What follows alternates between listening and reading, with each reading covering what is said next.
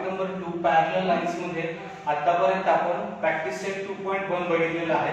आज आपण एक थेरम आणि टेस्ट 3 बघणार आहोत। तर बघा व्यवस्थित लक्ष द्या आणि ह्या टेस्ट मी तुम्हाला दोन्ही लँग्वेज मध्ये समजण्यासाठी सांगणार आहे। थेरम बघा काय आहे, the sum of measure of all of a triangle is 180 degree. म्हणजे एक ट्रायंगल आहे, त्या ट्रायंगलचे the sum of measure of all of a triangle, the sum of measure of all angle, जो सम असणार आहे। समजा हा एंगल ए आहे, एंगल बी आहे, हा एंगल सी आहे, या एंगलचा जर सम केला, angle A, angle B, angle C याचा जर सम केला तर तो 180 डिग्री येणार आहे। हे आहे थेरम। हा जो आहे तो आपला ट्रायंगल ऑफ थेरम आहे की ज्यामध्ये the sum of all angle is 180 degree. म्हणजे जो हा ट्रायंगल आहे त्याचे जे ऑल एंगल आहेत, एंगल किती असणार आहे ट्रायंगलला 3 असणार आहे, त्याचा जर सम केला तर तो 180 डिग्री येणार आहे। ठीक आहे।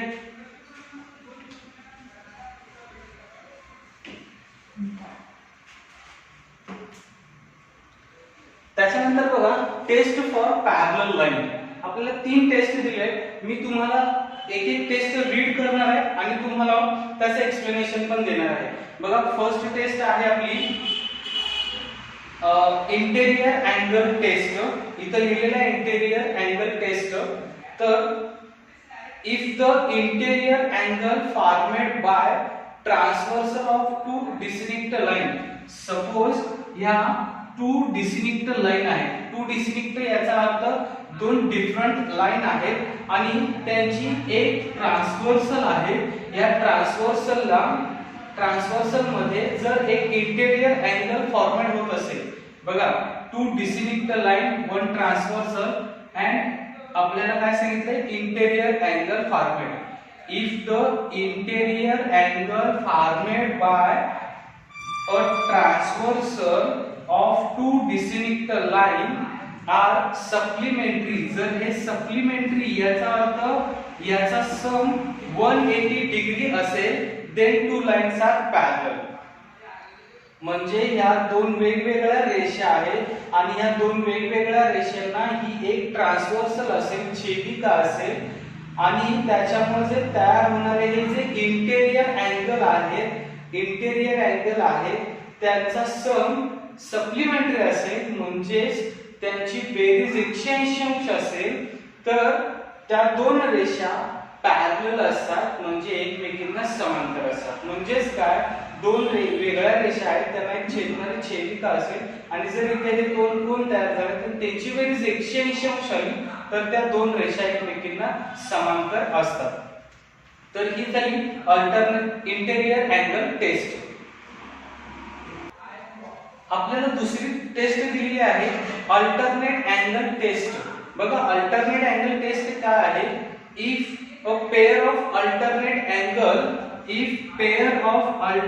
Angle formed by a transversal of 2 lines, या 2 डिस्टिंक्ट लाईन आहेत, ही ट्रान्सव्हर्सल आहे आणि हे त्याच्यामुळे फॉर्मेड झालेले अल्टरनेट अँगल आहे।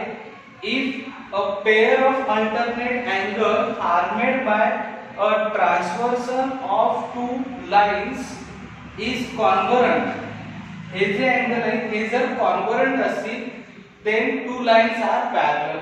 बघा किती सोपं आहे। if the 2 distinct line, 1 transversal, then formed interior angle supplementary means 180 degree, then interior angle supplementary 180 degree, then parallel lines। म्हणजे जर 2 रेषांना एक छेदिका छेदली आणि त्याच्यामुळे जर तयार झालेले अंतरकोन 180 असतील, इंटेरियर अँगल 180 डिग्री असतील, म्हणजे त्या 2 लाईन्स पॅरलल असणार। अल्टरनेट अँगलला सेम आहे, if 2 distinct lines and 1 transversal, the pairs of alternate angle are congruent, then 2 lines are parallel। बघा आता मग करस्पॉन्डिंग अँगलची सुद्धा सेम तुम्हाला टेस्ट दिलेली आहे। बघा if a pair of corresponding angle formed, corresponding angle म्हणजे 1 डायरेक्शन, हा करस्पॉन्डिंग अँगल आहे, त्याचा हा करस्पॉन्डिंग अँगल आहे बघा इथं मी तुम्हाला कळण्यासाठी इथं अँगल काढलेले आहे बघा.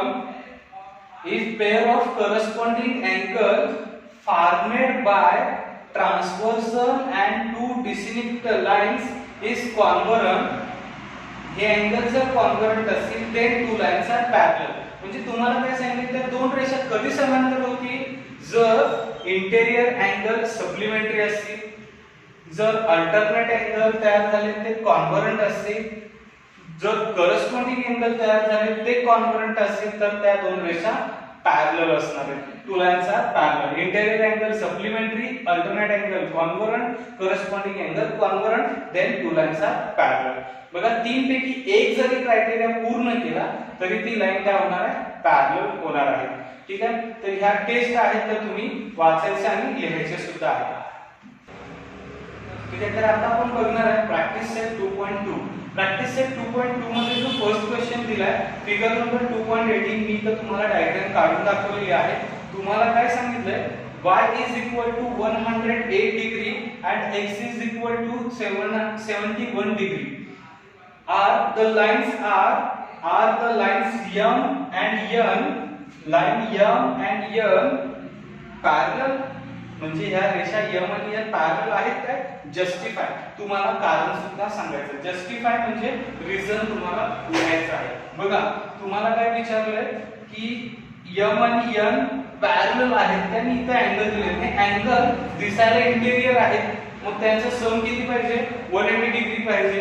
Angle x and angle y is equal to 180 degree because reason काय, तर इंटेरियर अँगल आहे, त्याचा सम 180 डिग्री पाहिजे. But x is equal to 71 degree, y is equal to 108 is equal to जर केलं ह्याचा जर सम केला तर तो सम किती येते, 179. So not equal to 180. So it is not an interior angle. So that it is not interior angle. Interior angle म्हणजे हे काय नाही, इंटेरियर अँगल नाही. It is not a interior angle. मग जर ही इंटेरियर अँगल नसतील, it is not a interior angle, are supplementary. असं करूया आपण, R supplementary.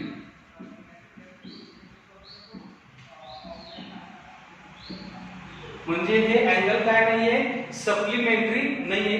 It is not interior angle, are supplementary. जर ते सप्लिमेंटरी नसतील तर त्या two lines not a parallel. So that line M and line N not parallel line. Okay. तुम्हाला काय विचारलं की ते पॅरलल आहेत का नाही, तर त्या पॅरलल नाही. ओके. तर इथं हा प्रश्न पहिला संपलेला आहे. दुसरा बघा आपल्याला काय दिलेला आहे, in figure 2.9 is if angle A and angle B are congruent, angle A and angle B are congruent, then prove that line L and M are parallel. A आणि B congruent आहेत, L आणि M parallel आहेत, proof करायचं आहे. N ही त्याची transversal आहे. आता बघा आपल्याला काय दिलेलं होतं क्वेश्चन नंबर 2 मध्ये, A and B कॉन्व्हरंट आहेत, हे गिवन आहे, त्याला फर्स्ट नंबर द्या. आणि हे कुठल्याच प्रकारचे कोन आपल्याकडे तयार होणार आहेत काय, एक्सटेरियर अल्टरनेट अँगल होऊ शकतात ते. बट आपण काय करणार आहे, अपोजिट अँगल यूज करणार आहे. बघा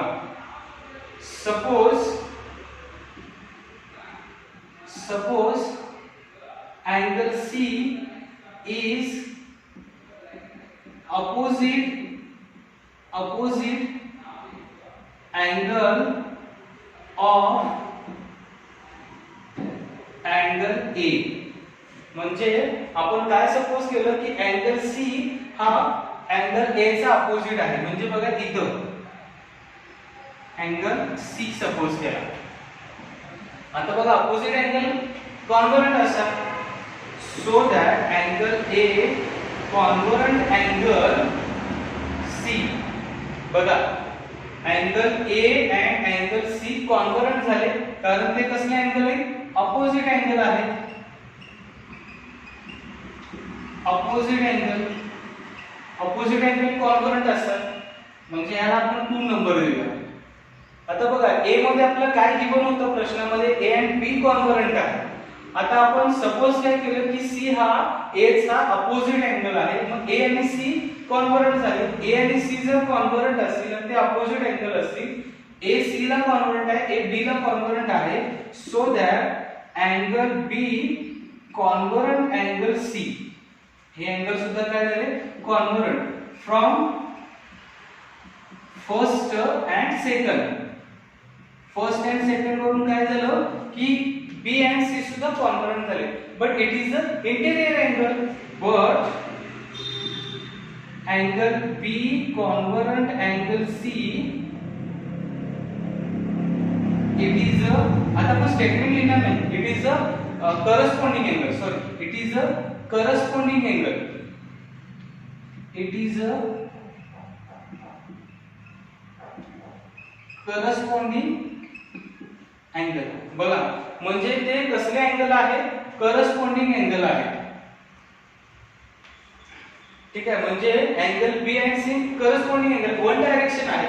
मग जर ते अँगल करस्पॉन्डिंग असतील आणि कॉन्व्हर्जंट असतील, जर angle B and C corresponding असतील आणि कॉन्व्हर्जंट असतील, तर काय होणार आहे, त्या 2 लाईन्स पॅरलल असणार आहे. म्हणजे so that line M parallel line L, आणि याचा रिझन काय, alternate angle test, sorry corresponding angle test, corresponding